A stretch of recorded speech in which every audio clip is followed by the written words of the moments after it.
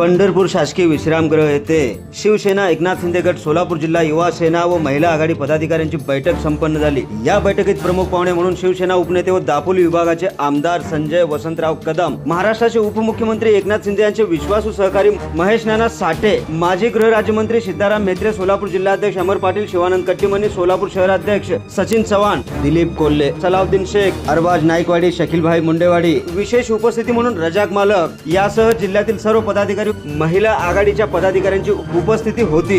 या बैठकीत शिवसेना शिंदे गट सोलापूर जिल्ह्यातील ताकद वाढवण्यावर चर्चा झाली। यासाठी अनेकांनी आपले मते मांडले आणि पक्षाच्या भविष्यातील रणनीतीवर विचार विनिमय झाला। या बैठकीचा उद्देश पक्षाची स्थानिक पातळीवरील संघटनात्मक बांधणी मजबूत करणे आणि आगामी निवडणुकीसाठी तयारी करणे हा होता। नमस्कार, मी बंदगी NGTV वर्ल्ड लाईव्ह या न्यूज चॅनलवरती तुम्हा सगळ्यांचं सहर्ष स्वागत करतो। तुम्ही जर पहिल्यांदाच आला असाल तर NGTV वर्ल्ड लाईव्ह या न्यूज चॅनलला नक्की सबस्क्राइब करा। आज आम्ही एकत्रित बैठक घेतली।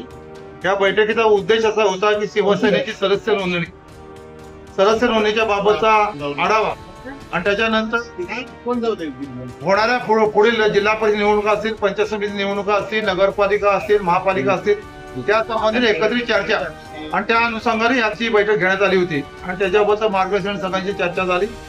जोरानं नेटाने या ठिकाणी काम करायचं। शिवसेना पक्षप्रमुख एकनाथजी शिंदे साहेब जो महायुतीचा आदेश देतील, ज्या पद्धतीने निवडणुका सांगतात, जो आदेश येईल ते सगळे शिवसेना शिरसावर आदेश मानून त्याच्यामध्ये